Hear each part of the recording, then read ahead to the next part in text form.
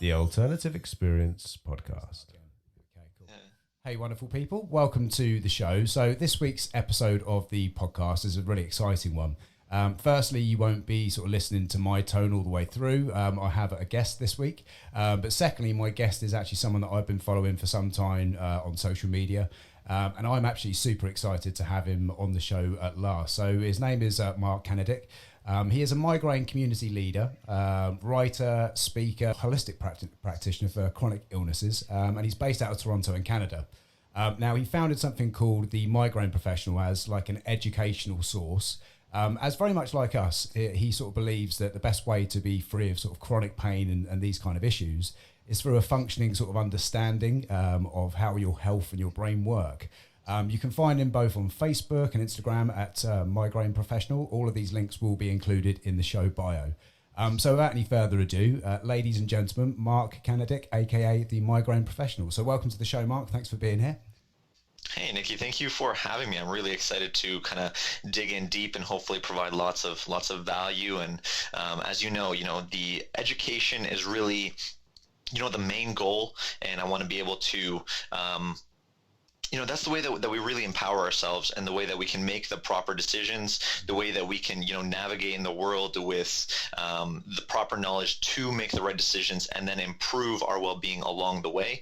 And really that's not done. And I'm really glad that you're having me on so we can do that. Well, no, I think it comes down to people like us because, like you said, this education, it's out there, it's readily available. It's not, it's stuff you can go and find if you search PubMed and all these kind of sort of sources. But it's not readily available or made available to people. So it's down to people like us and the power of the internet really to get these messages out there of ways that people can actually have a bit of a better life. And these things don't have to be sort of accepted as a condition you're going to have for the rest of your life if you do a little bit of education on the subject. Anyway, how are you finding yourself in these kind of crazy times? How's it been affecting you? Yeah, it's been a big change for sure. Really big changes going on, but it seems like we're really starting to kind of band together, and we're all working together. And I think that's important to avoid all of the sort of divisive ideas and tactics, and to really stay together and to work together, and to realize that we're all in this together, and we can get out on the other side a lot better if we're together on it. But yeah, generally it's... And I also think as well, like you say, coming back to the kind of things that we're doing as well, I mean, obviously people have a lot more time to watch it in the first place, but obviously they have more of a reason to, because obviously there are these sort of potential health issues out there, and I think this may be a bit of a turning point for at least part of the world's population, where they really do need to start taking their own sort of health seriously. I mean, if you look at this pandemic, it does seem to be affecting people who maybe have underlying issues. So if you can eradicate those issues, then you stand a better chance. And that's I think that's the case with pretty much anything out there, isn't it? Really? Yeah, for sure. I mean, it's so much easier to stop the problem from building up to the point where we develop symptoms, as opposed to then having to deal with the symptoms. So if we can do just simple preventative things that are largely cost effective, and they take a little bit of time and a little bit of energy. They're not huge changes. We can make big impacts, 5-10 years down the line, and we can avoid a lot of the problems that kind of come along with it. I think that's important. Yeah, totally agree. And I think again, it's really it's quite funny that you actually mentioned time. I mean, one of the biggest excuses, I know personally I've had prior to me sort of starting this journey, which was probably about 3 years ago, but it was always, I don't have the time for that. But it's kind of, there's certain things you need to make time for, because again, it's that kind of compound interest. You make time for it now and it's going to save you a lot down the line. But also, actually, what is a good use of time? I mean, is like an hour a day on yourself in some way, shape or form, or even half an hour a day on yourself. Is that expensive time, or is that actually time well spent? I think it's very well spent. And again, exactly. Some of the things you'll probably cover in this show, and some of the things and practices I've taken on in the last few years, they don't take a lot of time. They can be done at home. They can be as simple as breathing. They can be simple. It doesn't have to cost thousands of pounds to actually look after yourself. Yeah, for sure. And we can just tweak little things that we're already doing and get so much more out of them. Something as simple as showering. We usually shower with hot, and I'm sure we're going to get into the vagus nerve later, but switching over and using some cold really helps to trigger the body to improve its circulation, to support the vagus nerve and all of the functioning it has between the gut and the brain. And so it's just simple little things that we can make tweaks on, simple little exposures in our environment that are kind of hindering our body's ability to function properly, that are we can make and then see big improvements. And I think that's important. Brilliant. It's really about knowledge at the end of the day. Exactly, knowledge, and then actually you're choosing the things that maybe fit you. As I mean, obviously it's not about just putting everything. I mean, cold showers, not everyone's cup of tea, but there's so many benefits to cold showers. I mean, even down to a mentality. I mean, if you're somebody that if you're the person that snoozes your alarm in the morning and sort of puts things off and procrastinates, a cold shower can actually, it's one of those you're going to have to do it every day, and if you do it and you hit it head on, it puts you into a different mindset to actually hit those sort of kind of obstacles in your life a bit more head on. So there's so many different benefits to it as well. And again, it's cheap. It's actually even cheaper than normal because you're not having to pay for your hot water. So it's costing you minus money. So I mean, obviously, before we carry on into too much more detail, just want to give you a little bit of time to introduce yourself in more detail, obviously for the listeners. So a bit of your background, expertise, and your journey and how you found yourself on it, really.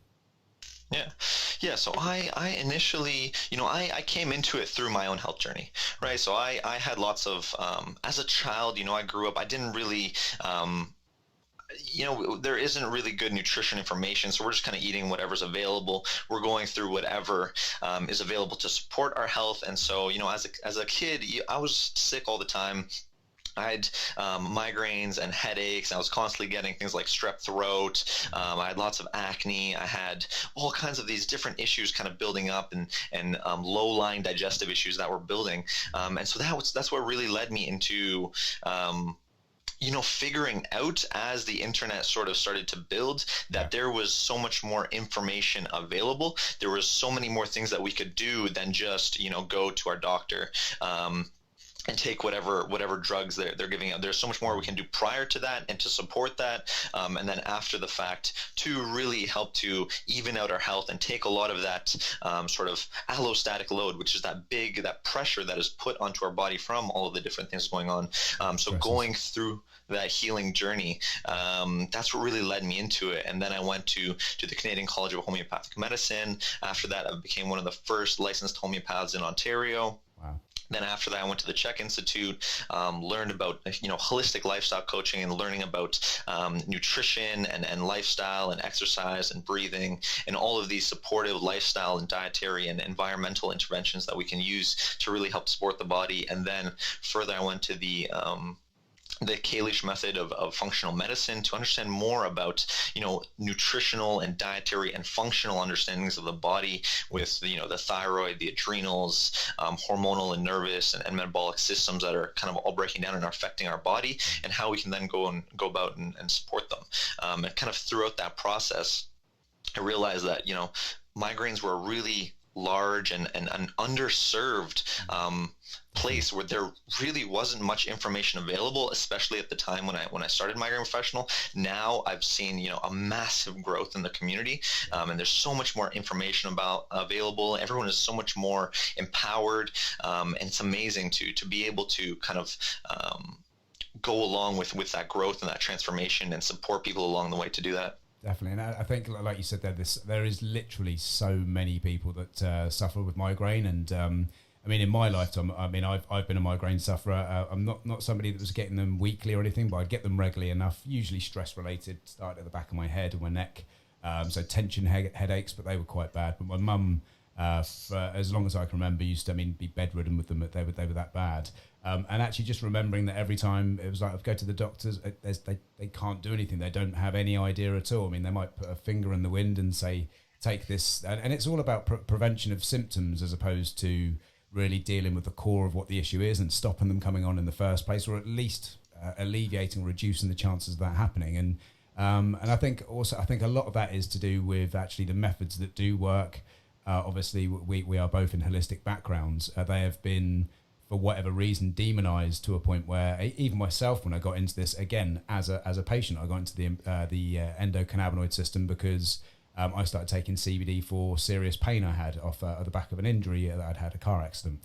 And then obviously, and that's the only reason I opened my eyes to it, because I saw it working for myself. And then obviously you start digging deeper, because we're those sort of creatures where we want to know the mechanisms of how it's happening. But because the people that we trust with our health, they're not even in the slightest bit educated on it, you do go down this sort of endless spiral of making it worse, putting more chemicals in your body in the hope that it's going to sort of alleviate it. And like I say, my mum's reached basically pretty much her 70s.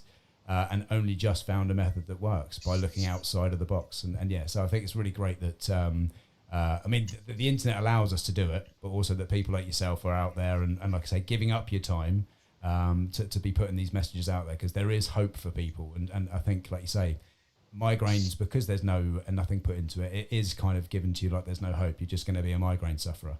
And that's not the case.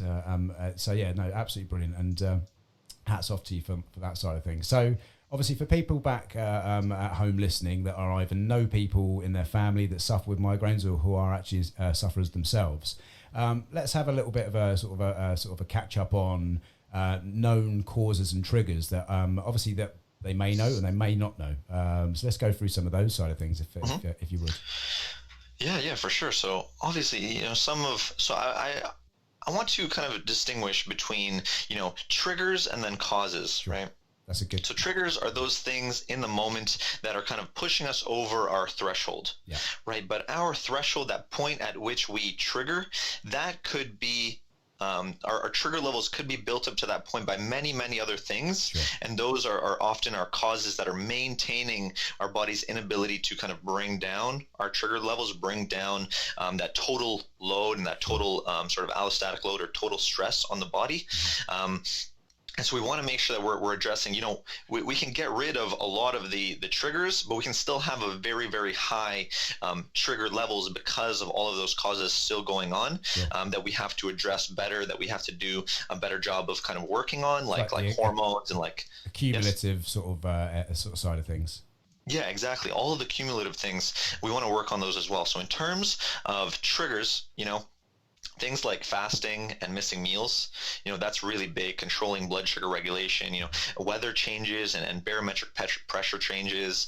Those are huge. Stress, of course, any kind of stress, not just mental and emotional, but physical or environmental. Those are all big.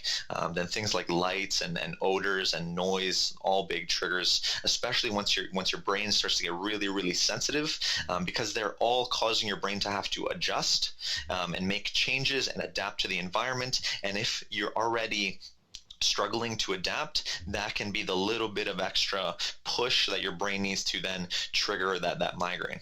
Then things like alcohol, caffeine withdrawal. Some people need the caffeine. Some people are really burning themselves out from the caffeine. So there's a really important balance there.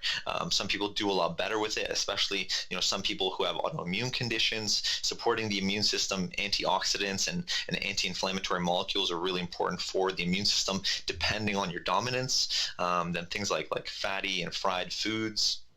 Obviously, you want to make sure your digestion is really, really strong. If you're having digestive issues, that's a key place that you should go and investigate and look for deeper causes of what is going on. Things like fatigue and just exhaustion in general. We're so overworked. We're so overloaded, constantly go, and we have to make sure that as much as we are putting things onto our plate, we're also adding things that can help us build up our energy reserves, help us counteract all of the inflammation, the oxidation, help us balance our blood sugar levels, help us, provide lots of oxygen and blood flow to the brain to make sure that it functions well and we recover well after all of that stress that's going on. It's like we're overly stimulated in every way. So whether it be stimulated from consumption of content, or whether it be overstimulated by overstimulating certain sort of functions in the body. Because it's funny you should say that about the accumulative thing. That seems to be the case with a lot of parts of the body where you have issues. So intolerances, a lot of people say, well, I can eat eggs, I'm fine. But they don't realise if you eat eggs 2 or 3 times in the week and you're intolerant, that can actually build up and it can have this adverse effect. But it wouldn't necessarily stand out because you've had that 4 days this week without a problem. And I think once you understand how the system's in the body, because they are all so interlinked. I mean, you mentioned about the thyroid's sort of system as well. I mean, that's very much linked with the endocannabinoid system, much as all of these systems that we're sort of kind of mentioning, and they all kind of operate in the same way. They're there to do a job, and we're overloading them and overstressing them. Are there things that they can be looking out for or taking out their diet, or just checking to see if they may be sort of things that are actually flaring up as well? Yeah, so the topic of food sensitivities and digestive issues was so big, I actually had to write a book on it, because there's so much information. If you go online and you look up migraine food lists, you're going to, and you start following all the migraine food lists and you start cutting out all the foods that are on those lists, you're not going to be left with anything to eat. Exactly. They're all pointing at different things in different ways, and the majority of them are not the foods that you should be focusing on and removing, right? So I had to write a book on it, make it really, really clear, and give you a system to do it. And so, things like the inflammatory foods are super, super important to be careful with. Those are the first ones that you would want to, look at eliminating, removing, and seeing if there is a response, right? So things like sugar, like soy, like corn, like dairy, like grains, like the nightshade family, potatoes, tomatoes, eggplant, those are all very inflammatory. So you want to be careful. There's a balance to them. Sourcing and processing is important, of course, but you also want to see if you have developed a sort of an immune tolerance to them, because that immune tolerance, like you said, it can build over multiple days, and kind of bringing back to that point, our bodies are very dynamic. They're not static. They're constantly changing and constantly asking for different things, and trying to stay away from certain things and providing reactions to certain things depending on where you are. If you are more stressed, if you are at a time in your life where you have more stress, you're going to be less tolerant of foods. If you're at a time in your life where you're more relaxed, where you have the ability to digest better because you're more relaxed, then you're going to be much more tolerant to foods. And so it really comes down to kind of asking your body and seeing what's going on there. And yeah, like you said, there's an accumulation effect with foods. It might not be that first day that you eat eggs that it's aggravating. It might be that second or that third or that fourth day, because everyone loves to have eggs in the morning. And as you have those eggs over and over again, you may develop a sensitivity to them, but you can also develop a masking effect because you're eating them so regularly. This is just going to create low-lying inflammation and issues.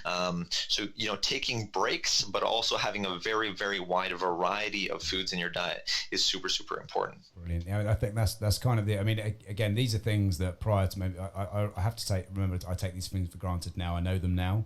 But even 3 years ago, before I looked into them, I had no idea of these sort of things. I mean, the cumulative approach. And I've had allergies my entire life. And as somebody born in my generation, we tended to just have to get on with it until it becomes obviously a real problem. With my children, they have the same issue. And we've done, like you said, we've taken the dairy out, we've taken the eggs out, we've taken the wheat out, we've put them back in to see which ones have flared up again, and we sort of use that approach, and it's something I just wouldn't have known to do myself, and it has been sort of groundbreaking just with their allergic response, so their skin and things like this.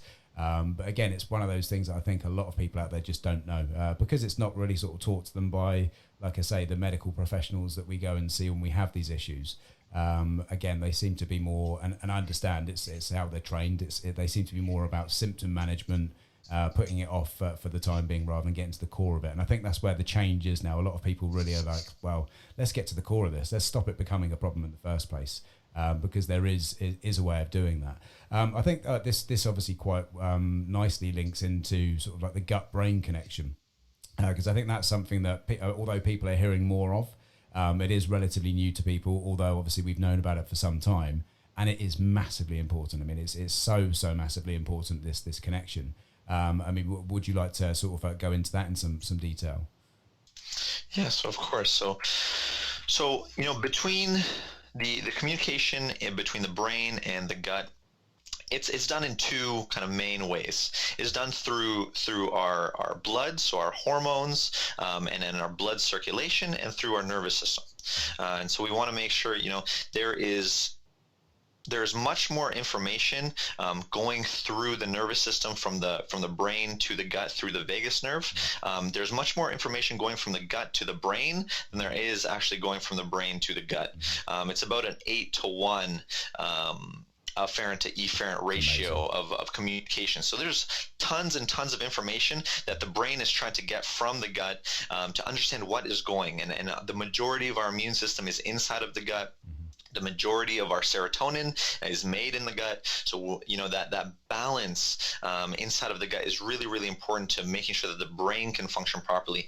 And then everything that is, created inside of the gut, whether that be favorable for your health or unfavorable for your health, like inflammation and inflammatory cytokines, they're going to make their way to the brain through the nervous system and through the hormonal system and the circulation. And they're going to affect how the brain is functioning. So yeah. I think it's very important as well, and very interesting because that's one of the things that I sort of really hit home on. And I think it can be brought down to something really, really basic, a basic analogy of the gut feeling. I mean, you feel in your stomach before you think in your head, and I think it's always been called the second brain, but I think there's a lot of information now coming out, maybe suggesting it sort of kind of has more of an influence over the brain than we give credit for it, and I think if people start having that understanding and start focusing on that, then it sort of kind of makes sense. These other issues, if you look at sort of the depression, the massive links towards inflammatory bowels or sort of an inflamed stomach actually being related to that. And again, people would never make that sort of a connection, I don't think, beforehand. So just having this sort of information out there, I think it's really important to people because, like you say, it's more about picking up on something as it starts happening, but rather than actually when it becomes a massive problem. If you can be on the lookout for these telltale signs, then obviously you're going to stand a much better chance of nipping it in the bud nice and early. With that in mind, what sort of habits do you sort of recommend people sort of kind of adopt to sort of limit these issues? Yeah, so I really like the metaphor, and I like to use the metaphor of the tree. The tree, its roots, they're the ones that absorb the nutrients, and we can think of our body and its roots being our gut, because it is what absorbs the nutrients. It is what contains all the microorganisms that help to digest food and absorb and create nutrients that feeds us. And then our brain's functioning, and the proper working of our brain is kind of the fruit of that tree, the leaves and the fruit. And so if we want to have really good good executive functioning and good functioning throughout, and being able to be clear and free of pain inside of our brain, then we want to make sure that those roots are really taken care of really, really well. And in terms of things we'd want to do with the gut, obviously, diet plays a huge role, because diet is the biggest thing that we take into our bodies. It's the biggest, most complex thing that we take in. And there are so many different things that we need from our food, so many different nutrients that we need from our food. So, something as simple as just a whole foods diet can make massive changes. Just avoiding the processed, the packaged, the preserved, the empty foods can make a massive change, because you're getting all of those anti-inflammatory foods, you're getting all of those polyphenols that are supporting your gut. All of those compounds that are really helping to provide the basis of good mental functioning, good hormonal functioning, good digestive functioning are found inside of the food. So just going to something like a whole foods diet really cuts out a lot of the noise, and it helps you then understand better what foods are sensitive. Because if you're eating a packaged food that has 30 different other foods in it, it becomes very hard to understand what is happening.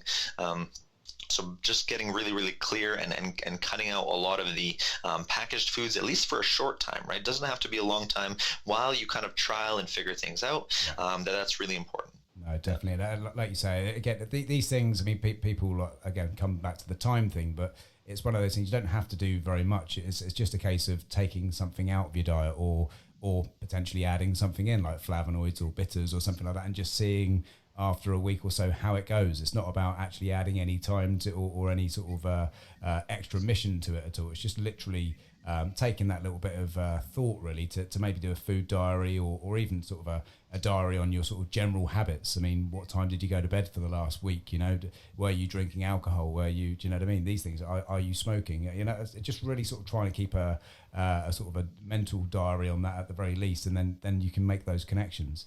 So obviously I recently did my gut brain connectivity course, which was, I mean, it was absolutely groundbreaking to me. In fairness, so much of it does intertwine with the endocannabinoid system, just purely because of the endocannabinoid system sort of involvement in so many functions, and obviously the gut and the brain being two very, very massive sort of functions in the body. So naturally they had a lot of crossover. But I was just blown away by the stuff that I learned with regards to, again, this would definitely count for migraines and these kind of issues as well. But just the importance of breath work, meditation, yoga, just taking that time and actually, again, a bit of positive thinking. I mean, really, really enforcing positive thinking. I mean, a lot of people out there, me included 3 or 4 years ago, was kind of like, I was open to it, but I thought it was a little bit, you know, you've been conditioned to think it's a bit airy-fairy, and then you start practicing it and you start seeing the immediate sort of results, and it's kind of hard to argue. But again, things like that, I mean, they're good for so many things, but if you really do start putting a lot of time and effort into yourself on a personal side, the sort of benefits are pretty much endless, aren't they? Mm-hmm. Yeah, it's really hard to hold, two emotions at the same time. So if you can, one of my favorite things is to gratitude journal. Yeah. Just journal things that you can be grateful for. It doesn't have to be anything big. It's often just the small things like being able to spend time with my family and being able to have food. It's the small things, when you can really feel and be grateful for them, I find that makes a huge shift in your perspective and your ability to, choose and make decisions from the right place. Because at the end of the day, everything that you do, that's an inner game. So it's important to fortify that and work just as much on the inside, on the inner inside, as much as you are on things like digestive health and things like that. You are what you eat as much as you are what you think. So I mean, at the end of the day, what you think you are, what you put forward is it's the signal you're putting out in the earth. And it's very funny you should say about gratitude journal. Meet my gratitude rock. So this is basically my daughter decorated a stone for me when I was doing learning about gratitude and the importance of it being like, if you haven't got gratitude, none of these sort of practices work. It's got to start from a place of gratitude.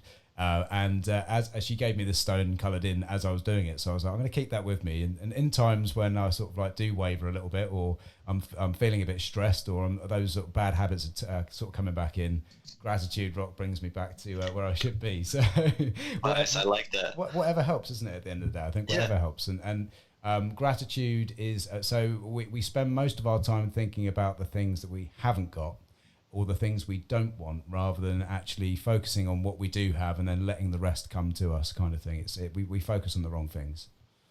Exactly. Yeah. And the more we can, like you said, figure out the little tools that really work for us, the things that really help to solidify it and anchor it down, as opposed to just saying things, we can go and then we can write them down, or we can, act them out, or we can, create mantras that we repeat and we really ingrain, because a lot of the way we work is on patterns. Yeah. It's on sort of loops. And so we want to, if we want to undo a really bad loop of negative thinking and acting and feeling, we have to go and put just as much effort into, reprogramming and rewriting the software. Yeah.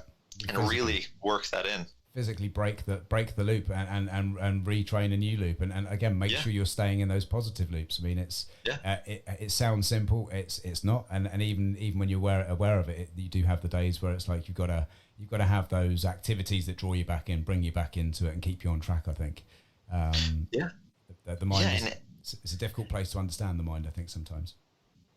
Yeah, and it works both, mentally and emotionally and physically too. There are times when you might have to really, beat back that inflammation, beat back the oxidative damage because it is just turning into this vicious cycle because it often perpetuates itself.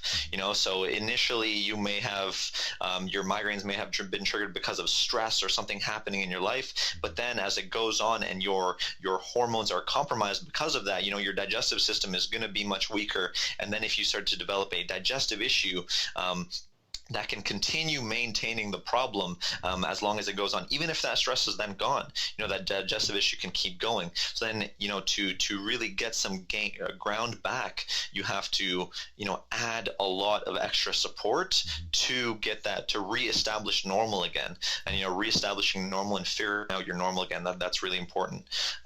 It's funny when you're saying that. I don't know if there's a program on Netflix. I'm not sure if you've seen it, called Heal. If you haven't seen I don't think I've seen it. No. Highly recommend it. I've heard of it. I really highly recommend it. But there's a guy on there, and he's an ayurvedic medicine practitioner, and basically he gives a rundown on what ayurvedic medicine is. And I'm not gonna try and get it because I don't remember the stages, but it's a 6-stage thing. And it kind of, again, it's by symbolism. So like the first step is like the lighting of a fire or the ignition. And that is the underlying issue. And then obviously that gets left because it's not really that bad. And then it goes to the next step, which is it then starts to take over that particular function. Again, not too bad at the moment. You're sort of maybe managing it with over-the-counter sort of symptom management. But then the third stage kicks in, and it starts taking over other parts of the body or affecting different areas. And like you say, by the end, it's just compounded. What started as maybe a little bit of digestive issues has ended up in migraines, has ended up in thyroid cancer. I mean, it really can sort of work that way. And that's kind of the mindset that they have in Ayurvedic. It's like if you don't deal with the cause at the start, you've got these other phases that are all going to come off. And this dis-ease, as they call it, which is what it is a direct result of us not really sort of trying to make sure that we stop those initial building blocks from falling, and I think it's a really good analogy. But definitely watch it; it's amazing. I watched it a couple of weeks ago, and I was kind of blown away by it. It's more about the mind's potential and all of this, but very, very relevant, I think. Yeah, I'll have to check it out for sure. But yeah, you really you struck on a good point. It's really important to make sure that you're addressing that root cause or that underlying cause, but that you're working on just getting some movement, getting some help, getting a little bit of, especially if you've gotten your migraines and headaches are chronic, you have tons of inflammation, you want to be able to you almost have to support yourself with the extra anti-inflammatories, the extra supports like the CBD, like flavonoids and polyphenols and antioxidants. You want to be able to support yourself with those to help kind of calm all that down while you work through the process, because there's damage going on, so you want to be able to buffer that. Most certainly. I mean, actually, it's funny you should touch on that. I mean, I was actually going to ask next: are there any sort of supplements that you personally sort of take, or are there supplements or go-tos that you recommend to people? I mean, I know every case is different, but are there ones that kind of universally will get that ball rolling? And as I say, are there ones that you sort of swear by yourself? Mm-hmm. So I generally do things in stages. So there isn't usually a one single thing all of the time, but obviously things like probiotics are extremely helpful. Everyone can go for a multi just because our soils are so depleted, we're so stressed, we're burning nutrients so much. A really, really good quality multi, covers a lot of your bases. And then depending on what's going on, right? If you have inflammation, things like turmeric and fish oils and boswellia and CBD, and if you have, lots of oxidative damage, you're making sure that your diet and your foundations are really strong first. Ideally you would be doing the majority of the work just through your lifestyle, your diet, and then you can just add and kind of top things up with the supplementation. That's what it is. It's just a supplement to the regular good healthy lifestyle. But yeah, like things like probiotics and anti-inflammatories and good multivitamins, those are all really important parts. of a program. But of course, yeah, it depends on kind of what's going on and what led you here, is it the stress that is really a factor? You'd want to use more things to deal with stress and cortisol and adaptogens to help your body with that. Or if it's the gut that's really breaking down, you'd want to make sure that the gut is digesting properly with things like enzymes and bile and hydrochloric acid. You want to make sure that your body's actually able to break those foods down properly, and you might need extra support while your gut is healing to be able to do that. Yeah. Especially in the initial as well. I mean, again, if you've got yourself to a chronic sort of situation, obviously you're going to have to really sort of consolidate to get yourself out of that hole. And once you've got yourself out of that hole, maybe you don't need quite so much. But it's funny you should say that, because in my practice, the amount of times I have to say to people, don't expect to start taking CBD and probiotics and it's all going to fix itself. I mean, you need to do the work. It's like you can bring a horse to water, but they need to drink themselves. So no matter what type of sort of supplementation you are taking, it doesn't work if you're going to bed and getting 4 hours sleep a night. It doesn't work if you're not exercising at all. It doesn't help if you're smoking 40 cigarettes a day. So again, that there's with anything at all, and that's all of these things involved, that you need to do the work. And it shouldn't be seen as work, because it's just making sure your body functions and you don't get ill. So yeah, so I think it's definitely very important to mention that as well, because there's a lot of people out there, specifically because I come from CBD. There's so many people I compete with that I mean, it's the miracle. It's going to solve all of your problems, and I think we have a responsibility really to get across to people that yes, it has great potential in certain areas, but nothing's going to help you if you're not going to help yourself, and that comes down to your mind as well as your tasks and the things you do to actually to achieve that. So you get what you put in, basically. Yeah, and they can help you to get the things that you need from your body. There's a lot of people that have problems sleeping, so then you can use things like CBD and melatonin and valerian root and things like that to help you sleep, to help you get the most out of that sleep, and to really help set those foundations. And so it's important to kind of use them to support the lifestyle as well, and to use them as a way to anchor in the lifestyle. You'd want to, if sleep is the really big problem, you can work on changing up your sleep habits, and then use that CBD to really help bring that transition and train your body that you're transitioning now into sleep. Right? Definitely. And again, it's just about. I think the good thing about that, like you say, about anchoring it in, because it is anchoring in a new habit, and obviously we know old habits are very, very difficult, especially when you're talking about people that may be a bit more senior in their years, that those habits are really ingrained, so it's very difficult to break those, and it's equally as difficult to get new ones in there. So, but again, a short period of time of a bit of consistency and a bit of repetition, that's going to happen. So again, yeah, if you do your research and you know what sort of habits you need to be sort of taking out and adding in, then it makes it a lot better. But you've got to sort of stick with it, and you've got to do your bit yourself. I mean, I think it might be worth. I know you mentioned it. You wanted to sort of kind of touch on CBD, or more so the endocannabinoid system. I mean, obviously I do promote CBD and I am qualified in it, but my real sort of background is the endocannabinoid system, is the actual system of which it works on. And obviously there has been a lot of research and a lot of positive research into the migraine side of things as well. Now, I mean, obviously, as you know, there are so many things that contribute to migraines, and there are so many different types of migraines. I mean, pretty much everybody's triggers are different. I mean, everybody's experience is pretty much different from what people explain to you. So they are a really sort of an elusive sort of situation. They do need to be covered by multiple attacks. But I mean, with the ECS, and it's really strange because there's lots and lots of very positive research up until around about 2010. But then, like with anything with CBD, what happens is there's nobody out there wanting to fund the follow-up research. So you get lots and lots of very good preclinical stuff, or very small sort of human trials, and then it just dies a death. I think we kind of know why that is, but we're not going to go conspiracy. But I mean, it's very strange. So I mean, the one that I sort of kind of mentioned quite a lot is in around about, I think it's 2004.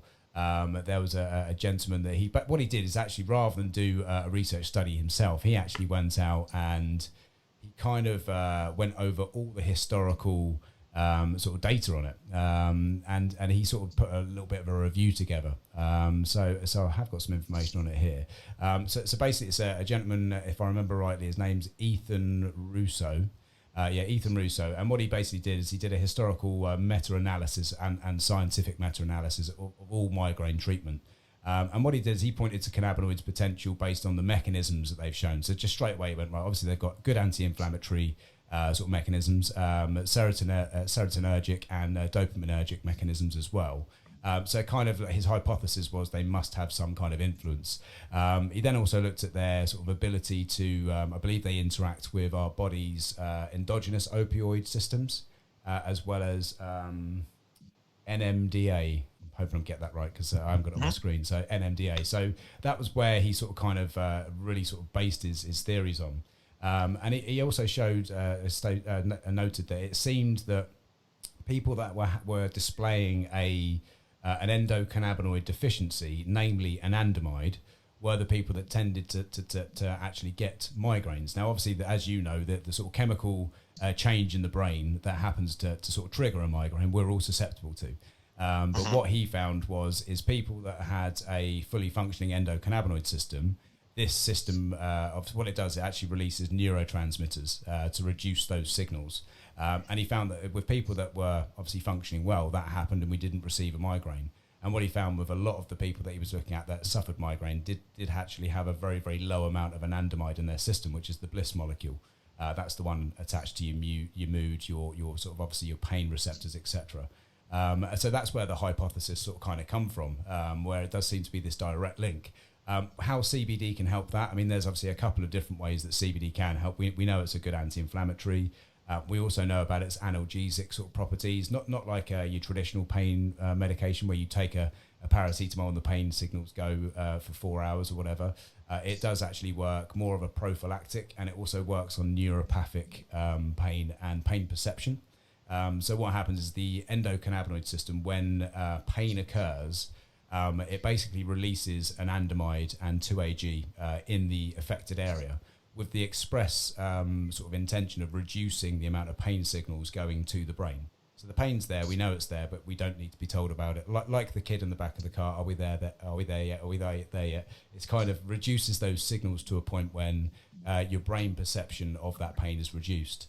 And then there's the other side of things where if we think about this anandamide sort of deficiency, CBD is a very potent inhibitor, and it's been shown to inhibit something called FAAH, fatty acid amide hydrolase, and that is basically what degrades anandamide.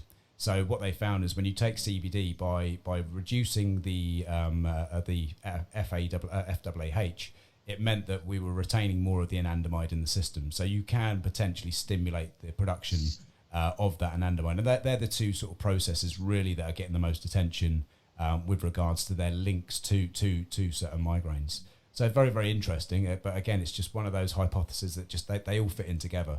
The endocannabinoid system is involved in every system in the body. Every action, every function is either started with a sort of a signal from the endocannabinoid system going to whatever it needs to be doing. So it kind of makes sense. They all come roundabout and they're all linked in some way.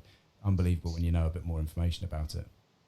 Yeah, and that kind of rings a bell with central sensitization with chronic pain conditions, with pain conditions that are really really prevalent. Every single day you're in pain. Things like fibromyalgia. The immune system or the nervous system starts to become sensitized because there's such a constant flow of these inflammatory molecules, and so then because this sort of groove in the brain is constantly being rode, this groove just gets deeper and deeper. So it gets easier and easier to trigger this pain, to create this pain. So then using things to help to kind of buffer that and to calm down the brain's sort of overreaction or hypersensitivity to those inflammatory and to those pain stimuli. That's really important if you're kind of helping to support that and to get out of that, just to kind of calm it down, so that you have a little more energy and a little more functionability. Definitely, and again, I think like you mentioned it there, it's almost like if you're having something constantly, again, it's just gonna fibromyalgia being a very good example. I mean, my first few clients were fibromyalgia sufferers, and they've all benefited quite a lot. And I've also got quite a few migraine sufferers that have as well, and it kind of makes sense. But like you say, I mean, I think that whole the fibromyalgia thing it's so hard to quantify, obviously, what it is, and again, the fact that it is just constant chronic pain. I think it just goes to show that that is signal related. Again, obviously the cause may be slightly different. There may be an underlying issue that's actually created that. Again, going back to the iodic medicine, we need to get to the bottom of that. But if you can then stop the next phase from kicking in, then you've got a smaller problem to deal with, where obviously chronic fatigue and the sort of pain levels that get explained on it does seem like an extremely difficult one to be sort of dealing with, that's for sure. Yeah, for sure. And then, getting to the root, that's really important, and dealing with the underlying causes. But those can take time. Those can take some time to really get under control. So you want to make sure that you're getting whatever support you need to be able to function, today and right now, and in the short term. And also sometimes it also means, like you say, if something is deep and ingrained, it's just giving it a little bit more time for that new sort of approach to take hold. I mean, CBD's being a very good example. I'm not just mentioning because I'm into the CBD, but it's a good example. If you're dealing with something like a little bit of sleep issues, then maybe you might find it works within a week or two, and don't be sort of surprised if it does. Whereas if you're dealing with something that you've had which is chronic for your entire life, what I call the more embedded issues, then it's going to be more of an embedded problem to get over. I mean, and because the improvements with things like CBD, like these supplements that we've mentioned, they are subtle, and they are slow but sure. They're an accumulative build-up. It's very important to remain sort of positive and on that journey for at least a period of time. And that goes with, again, down to the power of positivity. I mean, you can't just sit there and say, right, tomorrow I'm going to be positive, and then nothing's changed. The next day I'm going to be moody. You've got to sort of really put those signals out for a bit longer, and because when your sort of your mindset changes, you're going to be open to seeing those positives that were probably there in the first place, rather than seeing those negative patterns that you were used to seeing every single day because of your habits. It's no different. That's superb. Yeah. Is there anything else that you would like to sort of delve into at all? Is anything else you'd like to cover, or do you think we've... Well, yeah, I just wanted to, and from what I've heard of CBD, and correct me if I'm wrong, but I've heard that part of its action is like a nutrient. Yeah. It functions like a nutrient, and so just like any food that we eat, any nutrient that we take, it takes time for the body to replete itself, to build up its levels, so that there is restoration to normal functioning. So it takes time for some things, for sure. And it's a fatty acid. So quite literally, I mean, the sort of the plethora of things that it can be used for. I mean, from the hemp seed right through to the medicinal side of things, like you say, it is a nutrition or a nutrient source. And again, those aren't things that you can just take something and then your levels are there. It is an accumulative approach, and like I say, a lot of people see benefits very quickly, and I'm not trying to paint a picture where you don't, but when you have people, I mean, I get a lot of people that have come to me and said, tried CBD, it didn't work at all, took it for a week, it was rubbish. And it's kind of like, well, no offense. I mean, you take something for a week. I mean, it's not really giving it the best shot that you can. And as I say, the more ingrained your issue, that just the more patient you've got to be, and the more on the lookout you've got to be for those subtle differences. I use another analogy with CBD. The analogy of your friend's child. You don't see them for a month and they've shot up. They've really shot up the next time you see them, whereas their parents don't notice it because they're seeing them every day. They don't see that subtle change at all. And that's the same with a CBD. It's quite literally, you might say on day 2, I don't really think it's doing much. I might have slept a bit better, but I don't think it's doing much. On day 60, you look at where you were on day 1 and where you are on day 60. If you can objectively look at that and actually remember where you were, the difference is incredible. It's so accumulative, it's so subtle for some people, that some people actually put it to one side before they've given it a good chance. There is also the other unfortunate thing where there are, in an unregulated market, if they're not going through the right sort of quality checks, they could also have a poor quality product as well. So there are those issues as well, which we also try and educate people on. But yeah, the main one I think really is the more ingrained your issue, the more you've got to be aware that it could be a longer journey to get back to where you are, but you'll still get there if you persist. And again, it's not just the CBD, it's all of the other activities, it's all the other the mental activities as well, I think, that are so super important. That the last 12 months, really, my sort of focus on positivity, this kind of stuff, and all that kind of stuff has really sort of taken off. And I think it's just as important as every other sort of thing that you should be doing to obviously get over those issues. Yeah, yeah, exactly. And we've kind of been trained and educated to think that, when we take something, it needs to have this massive effect. Like we need to immediately recognize that there's like an effect, something going on. And, that's kind of contributed to the reason a lot of medications and pharmaceuticals that they end up sort of passing studies and working, because they come with so many side effects. Yeah. So it's called the sort of nocebo effects, where you get negative side effects, and so then you believe or you think that drug is working, It and must be then doing you something. get it must be doing something, and then you get more benefit from it. But oftentimes when you do something right, you don't really notice that much has changed at all. You just begin living your life again. You just begin doing all those things that you want to do again, and so then often that happens over a period of time, and it's good to be able to track and then see those changes over time. I think that's really important. It's great that you should say that as well, actually, because I've had so many. I think also with CBD, and again, exactly what you've just said there, 100% couldn't agree more. With CBD, because obviously it's a close relationship to cannabis, the people say to me, "I can't feel anything." I'm like, well, what are you expecting to feel? I mean, the actual point that I'm trying to make is what you do feel is the absence of things. And sometimes you don't realize those things are gone until someone points out. So with CBD as an example, I started taking it for pain. Now, I've had acid reflux very bad for a number of years, to the point it'd wake me up at night. I'd have it in the back of my throat. And it wasn't until a year after I'd been taking CBD that my wife actually said to me, she went, "You haven't had acid reflux for ages." And I sort of looked back, and it was like, literally, I hadn't had it since I started taking it. Now, at that time, I didn't know anything about it, looked into it and realised there's a massive involvement with the endocannabinoid system and stomach secretions. It controls your secretion levels. And there's a lot of information that goes into its effect on those kind of digestive issues because of the receptors down there. But again, I wasn't even thinking about that, and I didn't even notice that had gone for 12 months, although it had been one of the banes of my life. So like you say, I mean, it really is. It's very hard to quantify, but if you get people that are willing to listen and actually use a bit of common sense, then like you say, and also try and, I think you do need to make some sort of note that you're going to remember in some way. So even if you write in a diary on day one, this is how I'm feeling, and all the things that are good and bad of that day. And then on day 30, what are all the good and bad things today? Oh, actually, half of them are gone, or that actually my good ones are doubled. It's really hard to remember that sort of stuff with a busy life. And I think those kind of journals of any kind will really, really help you to do so.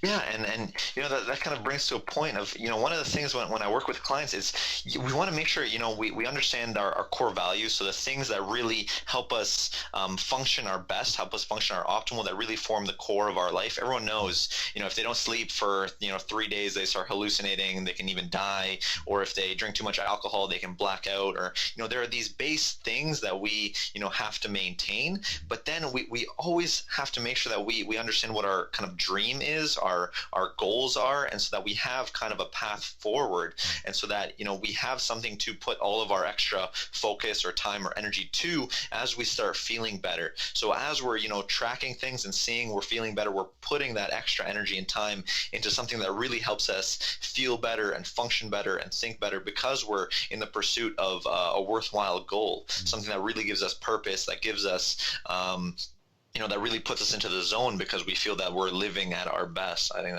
that's really important too. And I think that's the case across the board. I mean, literally you need to have purpose in life, full stop. I think if you're one of these people that's literally just going through the motions every day, getting up, going to work, doing your 9 to 5, getting the bills paid, and not really sort of with any kind of target, it's not a very fulfilling place to be. I mean, some people may say they're happy in that way, but if you have purpose in general, so what do I want my life to look like in a year's time? What do I want my health to look like in a year's time, 3 years' time, 5 years' time?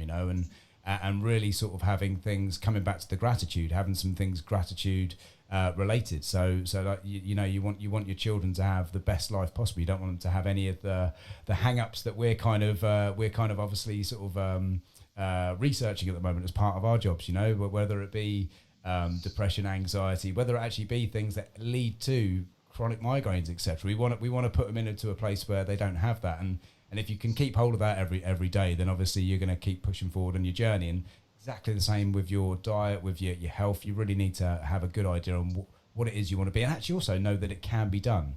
There's so many people out there that probably have never known anything other than illness or poor health, and I can understand that in their minds it must just be like, this is standard for me, this is the norm. And really, if you do start doing, again, put a little bit of work in, that there really is a better way out there for you, and you don't have to do it with tons and tons and tons of side effects that create further problems. You can do it in a natural way, and again, it doesn't have to cost a fortune.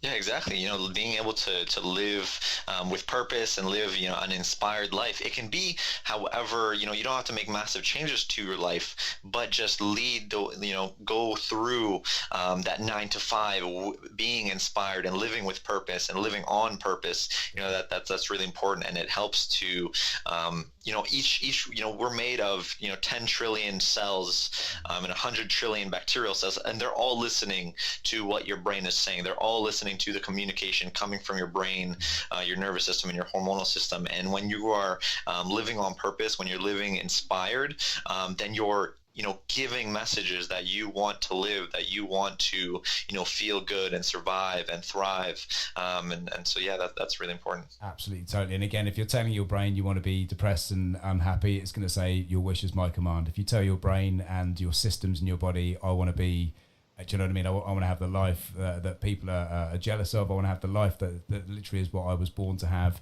And you put out those positive sort of thoughts on all sides, it's only going to be beneficial, I think. And again, not as easy as it sounds to some people. And I do understand all of these issues are very difficult to deal with for a lot of people. But again, I think if you put the education in and you actually look into it and do some work, you know, sort of start changing some of your habits, start removing a few, start adding a few, this kind of thing, and it can actually be quite an enjoyable journey. I've enjoyed mine, and it's put me in front of you 3 years down the line, and doing this kind of thing, my life is so much better. Taking the stress out and realizing that what can't kill you only makes you stronger, it puts you in a much better place in the mind, I think. And like I say, it's a lot harder to bring me down these days, that's for sure. Yeah. You deal with much stress much better when you know that you can kind of get out of it, when you know there's a way out, when you know that there's a sort of an exit, then you deal much better. But if you feel stuck, if you feel like you're trapped, that's going to create a lot of problems. So, you know, just creating hope and developing that hope is super, super important. Definitely. I use this one for the endocannabinoid system. It's very similar for the brain, and I'd say it probably works for the gut as well. The brain's a master regulator of so many of our systems and functions. So basically what it's doing, while it may not be directly doing it, it's spinning all these plates. It's making sure these plates are spinning nice and gently and perfectly. As soon as one of those plates goes a bit bandy, its job becomes a lot harder. And it's the same with the endocannabinoid system. It's there monitoring all our systems, making sure everything's going okay. If your digestion goes down and it needs to put more focus there, the chances are all these other plates are going to go, and you're going to have a much less attractive sort of job or proposition for it. If you can keep all those plates nice and steady by good practice, good sort of habits, etc., then it's going to be a much easier job for all those systems to pick up the slack. Exactly. Definitely. Exactly. Well, that's been absolutely superb. I mean, we've been talking for an hour. I'm not in any rush, but I think we've covered it nicely there. I think that really has been a nice chat. I really have enjoyed it. I mean, is there anything else you want to say? I mean, anything at all you want to get out there? No, we've had a great conversation. We really went into some depth, and thank you for having me. No worries. And it was not, again, it was nice flow. It felt comfortable, and I really do appreciate it. And again, I want to sort of reach out to as many people, like-minded people on the same sort of journey as I can. So hopefully we can keep a contact. It'd be nice to even have a follow-up. I mean, is there anything at all that you'd like to promote at the moment? Anything specific you're working on? I mean, I'll put it all in the bio anyway, but there's anything you want to draw people's attention to, by all means. Well, so right now on social media, we're having our thyroid month. So we're talking all about the thyroid, you know, common thyroid symptoms like anxiety, weight gain, depression, you know, losing hair, brain fog, slow digestion. These are all common thyroid symptoms. And we talk about how the thyroid is connected to migraines and headaches, why it keeps your body from being able to properly adapt, and then how thyroid is really not dealt with properly. You know, there's so much more to the thyroid than just a simple test and adding thyroid hormones. There's so much more that we can do with diet and with lifestyle. And so on social media, we're kind of going through and we're talking with that. So I'd love if you come and you join the conversation, whoever's out there to come and join the conversation. And of course, you know, if you're looking for help, you know, I do one-on-ones with clients, and we go and we assess and we understand what is going on, and we do diet and lifestyle and things like that to really work with the brain and help the brain get out of those cycles, those really vicious cycles of pain. Definitely. No, that's absolutely superb. So what I'll do is I'll put obviously your links for your social media. And if there's anything else you want me to put in there, anything by all means fire it over. I'll put those in there for the listeners to go and jump on straight away. I'm sure there's definitely going to be people out there, people that, as I say, it's not just going to be people, what I'm finding at the moment, it's not just people that are suffering from what I'm talking about or it's directly relevant. There really does seem to be a massive shift in people's sort of psyche at the moment. They want to know about these things. They want to understand these systems. And because we're able to connect the dots without having to go through mountains and mountains of research papers, I think it definitely helps people, and it does pique a lot of interest. So we'll get that out there, and guys, yeah, just get on that as soon as you can. I've been obviously following your social media for a lot of time. Obviously the initial one was probably about 15 months ago. You did actually put something about CBD and migraines, and that's where I initially sort of reached out. But then obviously the last 12 months where I've been doing my gut brain connection, again, just so much of it was just synergistic to what I'm learning, and I just felt I wanted to make sure I was in a position where I was ready to talk to yourself. I didn't want to sort of come across as some kind of dunce, so wanted to make sure I'd got that done. I'm really glad that I did reach out to you. It's been a great show. I've really appreciated your time. Appreciate what you're doing. Please keep doing what you're doing. I'm sure you will. And as I say, let's definitely keep in touch. And I'm really glad that I did reach out to you. It's been a great show. I've really appreciated your time. Appreciate what you're doing. Please keep doing what you're doing. I'm sure you will. And as I say, let's definitely keep in touch. Perfect, Nick. Thank you very much. No problem at all. So just over to you guys. Thank you very much, as always, for tuning in. Please like and share and comment if you can. And if you could review this podcast on whatever platform you're on, I don't think you realise just how impactful that is. You've given us a review. Until next time, guys, thanks for tuning in. I appreciate you all. Bye-bye.